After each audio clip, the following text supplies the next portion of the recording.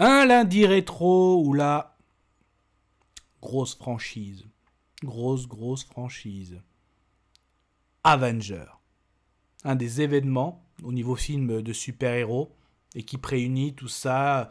Ça a été un film qui a été préparé aux petits oignons, que ce soit la présentation des personnages, tout ça. Donc qu'est-ce que ça a donné? On en parle après le générique. Soit on meurt en héros, soit on vit assez longtemps pour se voir endosser la peau du méchant. Pour ce genre de choses, il existe des hommes comme moi. Il t'arrive de saigner. Vous pouvez respirer, vous pouvez cligner des yeux, vous pouvez pleurer. M'a ramené le conduit, celle-là. Maintenant que j'ai votre attention, Accroche-toi, petit. Avenger, ouais, le premier, j'ai envie de dire, grand film du MCU, le Marvel Cinematic Universe. Un des premiers grands films aussi qui réunit une équipe de super-héros. Donc, quand je dis que ça a été préparé aux petits oignons, parce que juste avant, on a eu Iron Man qui nous a été présenté, l'incroyable Hulk, Captain America, du premier du nom, mais aussi Thor. Donc, en fait, tous nos super-héros nous ont déjà été présentés au grand public. Et là, voilà, ça nous a annoncé vraiment... D'ailleurs, la scène post-générique de Thor qui nous annonçait que Loki, qui allait devenir vraiment l'antagoniste, on va dire, de ce film Avenger, parce que notamment avec la découverte du Tesseract, qui ça a été découvert dans Captain America, le premier du nom. Donc c'est vraiment bien préparé, et c'est un événement justement d'un univers partagé de super-héros. On sait ce que c'est devenu, ce très grand succès. Et c'est vrai que les paris étaient très osés, parce que dans l'univers des super-héros, Batman, Superman restaient vraiment... l'univers même d'ici par rapport à ces super-héros, ou même l'animation de Justice League qu'on a eu quand on était plus jeune, dans les années 90, c'était vraiment... Quand tu disais équipe de super-héros, c'était vraiment la Justice League qui ressortait souvent de la bouche de beaucoup d'entre nous. Ça reste que mon avis, j'ai peut-être tort. Enfin, Thor, pas le dieu, hein, mais bon, c'est compris. Mais là, le fait de mettre en avant Iron Man, Thor, Captain America, parce que moi, je m'en rappelle, hein, quand... justement, parce que l'équipe de les Marvel, il y avait certes les X-Men qui avaient cartonné avec la Fox. On avait Spider-Man, c'était lui le héros de Marvel, avec sa trilogie Maguire, les deux films The Amazing. Et là, justement, le fait de mettre en avant Iron Man, Captain America, moi je me rappelle Captain America, ouais, c'est un mec avec un bouclier. Encore Hulk, Iron Man avait vraiment tout déchiré, et les retours étaient excellents. Tout le monde avait adoré aussi bien la prestation de Robert Downey Jr., mais de ce film de super-héros. Thor, donc là pareil, Chris Hemsworth qui était vraiment inconnu, donc c'était un peu mitigé, hein, justement, mitigé de cette mythologie univers de version Marvel. Donc après, mais bon, un Jeremy Renner qui avait déjà fait un caméo avec Thor, donc dans le rôle de Hawkeye, mais après Hawkeye, pareil, n'était pas aussi connu. Iron Man 2, où justement, ouais, c'était le seul qui avait même 2 volets avant Avenger, où on avait justement aussi donc, Natasha Romanoff, alias Scarlett Johansson, qui était là en tant que veuve noire. Donc tout était, ils avaient tout réuni, mais c'était quand même un très grand pari, et il fallait que Avenger casse la baraque. Il fallait vraiment que ça casse la baraque. Et justement, on commençait tout de suite avec Samuel L. Jackson dans le rôle de Nick Fury, qui avait déjà fait la scène post-générique de Iron Man premier du nom, en disant que vous croyez vraiment que vous êtes le seul super-héros. Ensuite, on a même Robert Downey Jr., dans le rôle de Tony Stark, qui faisait la post-générique de l'incroyable Hulk, qui disait justement donc, au général Ross, qu'est-ce que vous en dites si on forme une équipe, si on était en train de former une petite équipe. Voilà, c'est vraiment, tout était bien indiqué. Donc, mais qu'est-ce que ça allait donner tout ça? Donc la scène post-générique justement de Iron Man 2 qui... on voyait Mjolnir qui annonçait Thor. Après, on avait le film Thor qui annonçait avec la scène post-générique Loki, qui allait devenir l'antagoniste.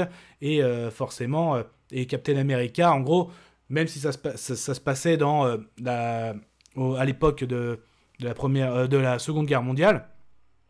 Et après, que Steve Rogers a été retrouvé, a été décongelé, qui se retrouve dans l'art contemporain, les années contemporaines, et notamment Nick Fury qui veut dire oui, on a gagné, mais une autre guerre se prépare. Et donc justement, on en vient que le professeur qu'on avait rencontré dans le premier film Thor, qui justement étudiait le Tesseract, donc on va dire sous bonne escorte, parce que Hawkeye, alas, Jeremy Renner surveillait, hein, même si on disait justement Hawkeye au rapport. Donc Hawkeye, forcément, le temps qu'il fasse son rapport à Nick Fury, et que là, qui apparaît? Loki, le frère de Thor, comme dit le professeur. Loki qui, par le biais de son bâton, a réussi à corrompre le cœur de Hawkeye et à le mettre sous ses ordres, hein, comme il a dit, tu as du cœur. Donc là, quand il pointe justement son bâton sur la poitrine de Hawkeye, Hawkeye devient sous les ordres.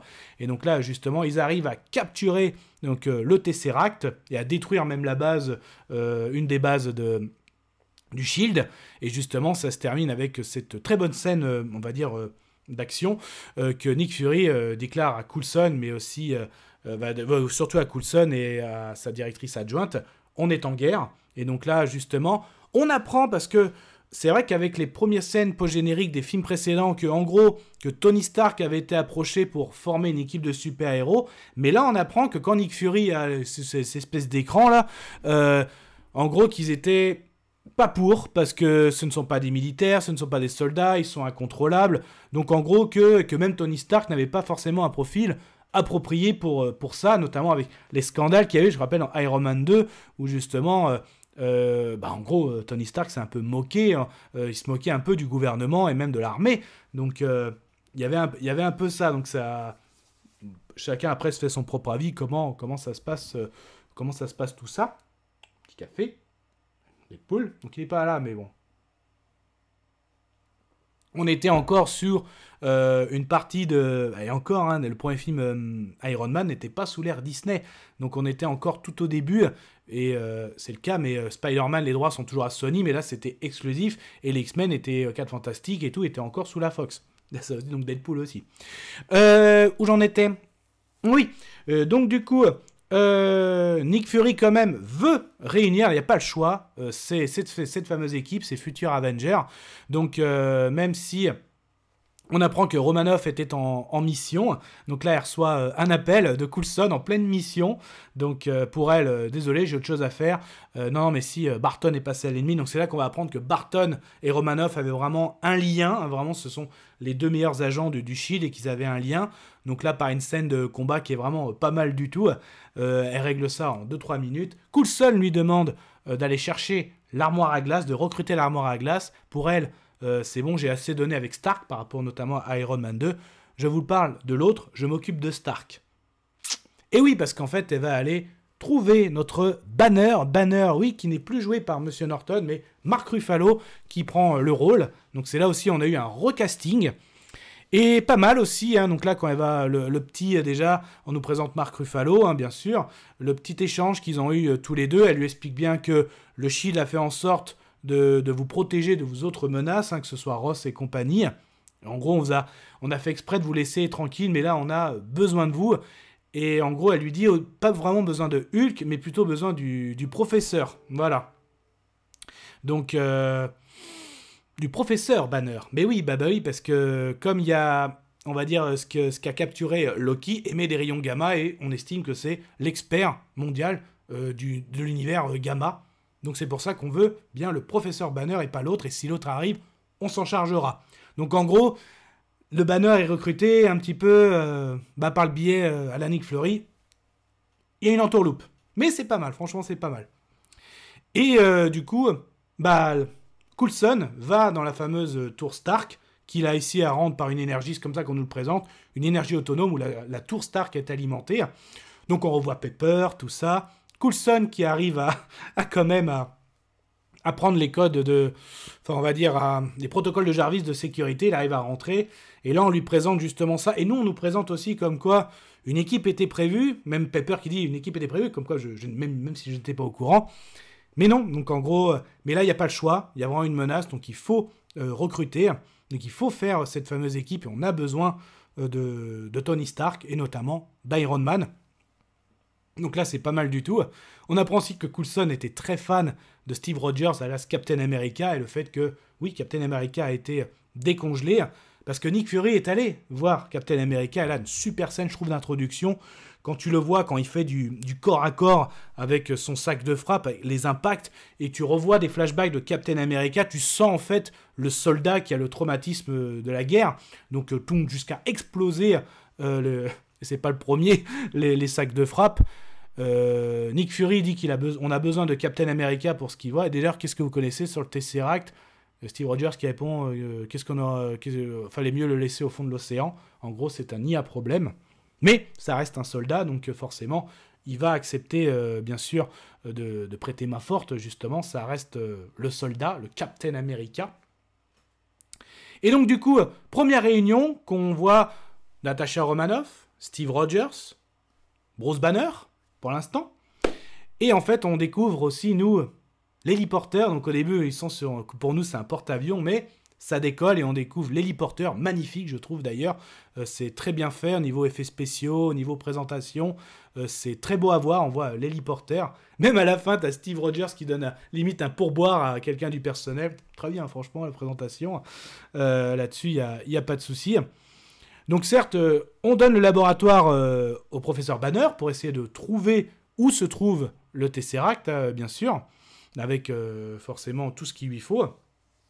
Et là, à un moment, il y a une caméra qui reconnaît justement en Allemagne Loki, oui, parce que Loki continuait à faire son plan, justement, parce que oui, tout ça, d'où vient l'origine de Loki? Bah oui, parce que Loki avait eu bien l'aide de Thanos, qui lui avait autorisé à faire ce qu'il fallait sur Terre. En gros, Thanos avait demandé à Loki de préparer le terrain pour une invasion sur Terre, bien sûr, de la part des Chitauri. Et oui, et c'est là qu'après qu'on apprendra tous les projets de Thanos. Et donc, forcément, à un moment, le professeur a dit qu'il avait besoin d'un certain élément qui se trouve en Allemagne. Et en fait, justement, Loki, on va aller en Allemagne, mais on risque d'attirer l'attention. Au contraire, on va bien attirer l'attention parce que justement, Hawkeye a pour mission, je rappelle, il est corrompu, il est sous contrôle de Loki, de récupérer cette fameuse matière que le professeur a besoin pour ouvrir le portail, pour que les Chitauri puissent venir sur Terre. Et que justement, Loki va se charger de la diversion. Donc Loki fait sa bonne diversion, avec notamment, tu vois, il arrive à se décupler, qui fait « à genoux devant moi ». À genoux! Donc là, forcément, il montre bien qu'il va être le futur maître sur Terre, le dirigeant. Forcément, le shield aux caméras, c'est fait exprès. Il détecte Loki. On envoie Captain America. Captain, c'est à vous de jouer. Donc là, il remet sa fameuse tunique, bien sûr. Au moment où Loki était prêt à exécuter quelqu'un qui n'a pas voulu, il s'était mis à genoux, mais il s'était levé. Voilà. En gros, je ne me soumets pas à vous, à Loki. Regardez votre aîné qui vous sert d'exemple, parce qu'il n'y a personne d'autre comme moi, et même cet être humain, cet Allemand, lui dit, il y a constamment des gens comme vous, des oppresseurs. Au moment où il allait se faire exécuter, il est protégé par le bouclier de Captain America, qui s'autorise à dire, c'est une petite phrase, une petite punchline. La dernière fois que je suis venu en Allemagne, et qu'il y avait en gros une sorte d'oppresseur, on a eu des petits déférents. Le soldat, l'homme d'une autre époque. Donc là, un premier combat entre Loki et Captain America, et d'ailleurs même Natasha Romanoff est impressionnée, elle découvre en même temps les capacités de Captain America, et il reçoit un super renfort d'Iron Man qui débarque, voilà, et qui maîtrise très facilement Loki, un peu trop facile d'ailleurs de la part de Captain America, parce qu'il le capture, et il le ramène à l'héliporteur, même si là on a la présentation, bien sûr, entre Stark, soldat. Et donc là, il se présente, même si Captain America dit c'est un peu trop facile d'avoir capturé un être comme Loki. Donc mais pour Tony Stark, normal, moi je suis... Et là, à un moment, plus l'avion, on va dire, se déplace pour rentrer à l'héliporteur, et là, on sent l'orage, la foudre. Et c'est vrai que, qu'est-ce qu'il y a? Quelques éclairs vous fait peur? J'avoue que Loki, il n'est pas rassuré quand il y a des éclairs, parce que, oui, l'autre dieu, Thor, débarque, il rentre dans l'avion, il balance Loki dans le vide, donc, et il se barre. Ok. Voilà, Iron Man ne lui se laisse pas faire, donc il se met à la poursuite de Thor. Et justement, là, il y a un grand combat, parce que la rencontre entre Thor et Iron Man est plus que musclée. Donc, même si Thor, vous savez qui je suis, Iron Man qui répond à la parade de Shakespeare, avec la cape et tout. Donc là, un sacré combat. Captain America arrive jusqu'à les séparer, même si on a, en gros, un Mjolnir contre le bouclier de Captain America, qui est fait avec cette fameuse matière, Donc, qui vient de Wakanda, qu'on apprendra plus tard, qui vient bien du Wakanda. Donc, on l'a su déjà dans le premier Captain America, non, excusez-moi. Et donc là, justement, ça s'est arrêté, même si... Donc, Loki est bien capturé, mis dans une cage que Nick Fury lui dit indestructible. Et même si Loki qui fait un petit clin d'œil, à la base, c'était pas conçu pour moi. Même si Nick Fury dit quelque chose de beaucoup plus fort que vous, c'était prévu. Donc là, voilà, on a l'équipe qui... Pas vraiment l'équipe qui se forme au début, on a la petite rivalité. Donc, enfin, même rivalité, mais plutôt présentation. Et on sent bien que ces gars-là vont tout faire sauf une équipe. Entre Thor, Tony Stark, qui a même appris, comme il dit, comme j'ai fait mes devoirs, hein, par rapport à ces menaces, tout ça. Qu'est-ce que le Tesseract peut faire aussi. Donc, ça devient même plus que compliqué. Il y a même une rivalité entre Tony Stark et Captain America, donc alias Steve Rogers. Donc, à un moment, comme il dit, hein, toujours une entourloupe. Hein, donc... Est-ce que vous seriez prêt, comme moi, à vous coucher sur les barbelés pour faire partir vos camarades? L'autre toujours, non, moi je couperais les barbelés. Donc, même ils sont prêts à en venir aux mains. Hein, donc, t'es qui sous ton armure? Un milliardaire, playboy. Donc, il a toujours la petite réponse, ce qui a tendance à énerver Steve, qui se voit pas du tout collaborer avec quelqu'un comme ça. Même si à un moment, Tony Stark qui donne un petit coup électrique pour voir comment va réagir Banner. Donc, en gros, ils ont rien. Thor qui lui, pour vous les êtres humains, mais la guerre, vous savez pas ce que c'est, vous savez pas ce qui vous menace, mais vous êtes à la ramasse. Donc il y a rien, on a tout sauf une future équipe de super-héros, c'est clair. Et à un moment, ça pète, parce que justement, pour Loki, c'était prévu. Il voulait justement, ça pète, et il voulait réveiller la bête qui sommeille dans cet héliporteur, à savoir le Hulk, justement. Même si Natasha essaie de ressortir quelque chose, Loki est quand même très malin, donc il lui a parlé de Barton, il lui a parlé de plein de choses, tout ça. Et même si elle découvre que Loki veut utiliser Hulk, en gros pour foutre le bordel, ça c'est clair. Mais Barton, j'adore son attaque l'héliporteur, même si avec une flèche, il arrive une clé USB arrive à prendre des informations. Il y a aussi une sorte d'attentat qui fait sur l'héliporteur, une explosion. Donc là, l'héliporteur est attaqué. Et en fait, tout était aussi pour libérer Loki et avoir des informations. Stark et Rogers décident d'aller notamment défendre. Ils vont défendre l'héliporteur et en même temps réparer ce qui a été cassé durant une attaque explosive, hein, forcément. Et tout ça aussi... et oui, notre Hulk va être réveillé parce qu'avec cette explosion, Banner tombe. La chute est tellement forte que l'adrénaline, ça va réveiller Hulk. Hulk a plus qu'un réveil sur notre vie. Donc jusqu'à, poursuivre Natasha Romanoff, c'est vraiment pas mal. On retrouve l'esprit que j'avais beaucoup aimé dans l'incroyable Hulk, l'espèce dans le noir où Hulk course. Tu te fais courser par Hulk, là c'est Natasha Romanoff. Mais justement, Thor arrive aussi quand il voit un adversaire comme Hulk. Et justement, Thor qui avait tellement de victoires à son active. Là déjà, quand il voit qu'il saigne par rapport aux droites de Hulk, donc là, ça fait un sacré combat. Le premier, mais un sacré combat aussi entre Hulk et Thor. Même justement, si Hulk, à un moment, se fait même canarder par un avion de chasse, et donc, gros, jusqu'à lui sauter dessus, on a une sacrée scène. L'autre, éjection. Donc, et là, Hulk se retrouve... il atterrit dans une espèce de hangar, là, comme on lui dira après. Vous avez fait vachement peur aux pigeons. Donc... Thor, une fois après ce premier duel un peu particulier, se fait berner par son frère, Loki qui arrive à s'échapper de sa prison et justement arrive à y mettre son frère, et son frère qui arrive à l'éjecter justement juste avant de tuer sous les yeux de Thor Coulson qui avait la super arme. Donc Coulson est tué, comme dira après Nick Fury, agent Coulson à terre. Donc Coulson est tué sous les yeux de Thor. Donc là, même si Barton a un duel aussi contre Natasha Romanoff, qui arrive à l'assommer, qui en même temps arrive à, en gros, l'éjecter du sort que lui avait mis Loki. Loki a eu tout ce qu'il voulait, voilà, donc il a tous les renseignements, tout ce qu'il faut. Loki s'échappe, forcément, avec ce qu'il faut. Et c'est la première grande défaite. On n'a plus de Hulk, on n'a plus de Thor, on a un mort, Coulson, un plan machiavélique par Loki qui est prêt à ouvrir les portails pour une invasion. Donc là, c'est vraiment plus que mauvais pour toutes ces équipes de super-héros. Nick Fury utilise aussi la mort de Coulson, comme il disait, il avait un rêve, une équipe de super-héros. Donc c'est pour ça que, justement, il en conclut, hein, donc même Steve et Tony en concluent que l'Allemagne, c'était vraiment une répétition, un grandiose, il veut vraiment quelque chose de grand. Et ouais, Tony comprend qu'il va faire ça par le biais de sa tour. Voilà, le portail va l'ouvrir par le biais de sa tour. Donc certes, Steve, par le biais aussi de Hawkeye et la Veuve Noire, donc Natasha Romanoff, prennent un jet et filent. Voilà, même si Tony arrive en avance, hein, ça va plus vite. Donc là, on a le fameux aussi premier duel entre Loki et Tony, d'un point de vue de la parole. Oui, parce que pour Loki, c'est divisé pour mieux régner. Pour lui, il a même fait en sorte que cette équipe ne se forme pas. Même si Tony lui vend, si, on a un couple de tueurs expérimentés, un dieu qui est votre frère, voilà, et puis un soldat lui-même.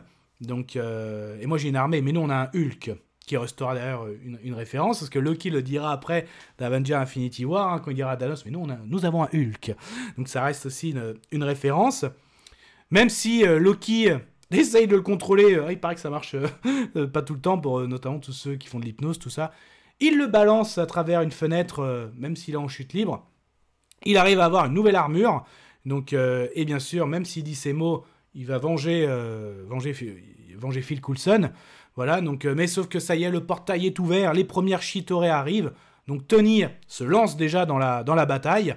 Même si après, notre Captain America avec Hawkeye et la Veuve Noire, Natasha Romanoff, arrive. Donc là, ça y est, New York est attaqué par les Chitauri. Donc là, ça commence, bien sûr, cette bataille. Et là, on arrive avec une des grandes scènes, justement, même si Thor arrive aussi au fur et à mesure. Et même notre Bruce Banner sur sa petite moto qui arrive. Donc il voit ça, que c'est vraiment le bordel. Ça, c'est clair.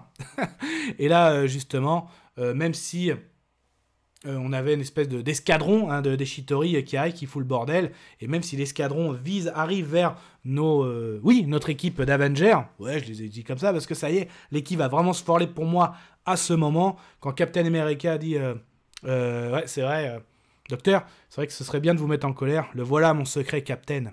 Je n'ai jamais cessé d'être en colère, donc là, on le voit, il se transforme. C'est un des seuls moments, même, on voit Hulk vraiment se transformer dans les films, hein, sinon après, on le voit plus trop. D'une droite, il arrive à mobiliser l'escadron des Chitauri, et même si Stark le termine avec un de ses missiles, là, même si on voit les Chitauri retirer leur masque et faire un cri, en gros, de guerre, bah aussi Hulk qui fait un cri, on a la fameuse musique et la fameuse rotation de caméra où tu vois Hulk, Thor, Hawkeye, Iron Man aussi qui se pose, et Captain America. Donc là, avec la musique, la fameuse musique mutique, justement, même si Loki demande envoyer les autres, tu vois d'autres escadrons. Donc là, c'est parti. Et même Tony qui dit Captain à vos ordres. Donc en gros, on a bien Captain America qui est le leader. D'ailleurs, qui envoie Stark tout de suite, on va dire, en combat aérien, avec justement en appui Hawkeye. Donc, vous me déposez. Allez, accroche-toi à Robin des Bois. Thor, justement, lui dit Thor, vous avez la foudre, il faut fermer ce portail. Donc, en gros, on va utiliser Thor pour vraiment la partie où les Chitauri arrivent sur Terre. Donc, même s'il dit Romanoff et moi, on va s'occuper du combat au sol. Quant à toi, Hulk, écrase tout. Donc là, on lâche les chevaux, on lâche Hulk qui fait du dégât. Toutes les scènes sont très bonnes parce qu'à la fois, ce que Captain a donné. Chacun a sa scène, mais en même temps, tu les vois. Quand tu vois Thor et Iron Man collaborer, Iron Man aussi collaborer avec un rayon arc qui est dévié par le bouclier. Donc ça, c'est très très bon. Les scènes sont excellentes, aussi bien aériennes qu'au sol. Il y a coordination aussi au niveau de la communication. Même s'il y en a Iron Man qui a toujours son petit humour, Thor se combat à telle rue et il m'invite même pas, comme dit Iron Man. Donc même si Captain, des civils sont pris, donc là Captain America aussi qui va sauver des civils. Donc là c'est vraiment excellent, tout à fait. Donc c'est vraiment un super film de super-héros, d'équipe de super-héros qui arrive justement à Thor se bat contre Loki, un duel contre Loki, qui après va se terminer où Loki va être contre Hulk. Même si, pour Loki, ça suffit, je suis un dieu. Mais là, on a la scène où Hulk qui attrape Loki par la cheville, qui le écrase dans tous les sens, et qui termine avec cette phrase, piètre dieu, qui après on aura la référence dans Ragnarok, hein, où quand Thor se battra contre Hulk, et qu'il y a Loki qui est « Ouais !» Non mais je l'ai vécu, ça. Donc, bah oui. Donc tout ça, excellent. Romanoff arrive, par le biais du sceptre de Loki, à refermer ce portail, justement. Mais avant ça, on a nos têtes pensantes de Terre qui, pour eux, la seule façon, c'est de sacrifier Manhattan, envoie un missile nucléaire, même si Nick Fury était contre, a tout fait. Et justement, avant de refermer le portail, on a Tony Stark qui est prêt à se sacrifier, à se diriger, à intercepter ce missile nucléaire pour l'envoyer avant que le portail se referme vers les Chitauri. En gros, il réussit, et le portail se referme au dernier moment. On voit Stark qui passe vraiment à un boulon près de son armure et qui se fait récupérer en vol par Hulk, même si j'espère que personne n'a fait du bouche à bouche, parce que Hulk le réveille juste avec une espèce de rugissement. Et il propose justement après, on n'a qu'à fêter ça, on va manger on va aller au fast-food. Donc, et on le voit d'ailleurs en scène post-générique, tout ça. Donc Loki est lui emprisonné et confié à Thor, justement, pour être jugé par Asgard. Et donc, même si Nick Fury dit « Je ne voulais pas contredire un dieu », voilà, parce que Nick Fury aussi rendait compte. Et on a bien la formation de ces Avengers, même si ils se séparent, ils vont chacun de leur côté. On voit Steve partir en moto, on voit même que Tony et Bruce s'entendent bien.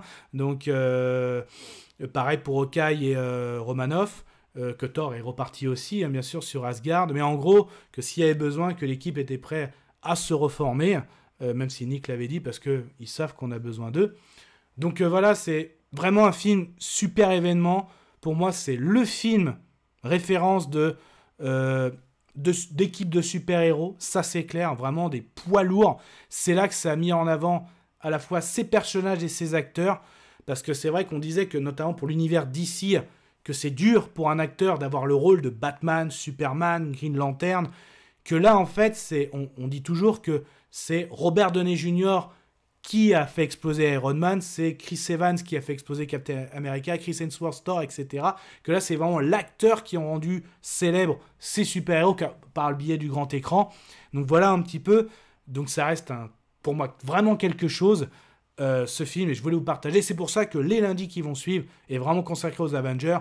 Lundi prochain, on va parler de l'ère d'Ultron, et on finira le mois avec Infinity War et Endgame, et on sait bien que les films Avengers, ce n'est pas fini, mais en tout cas, pour l'instant, ça fait bien plaisir. Prenez soin de vous, Kenavo. Je vous souhaite une agréable soirée. Désolé pour le bordel. Au revoir.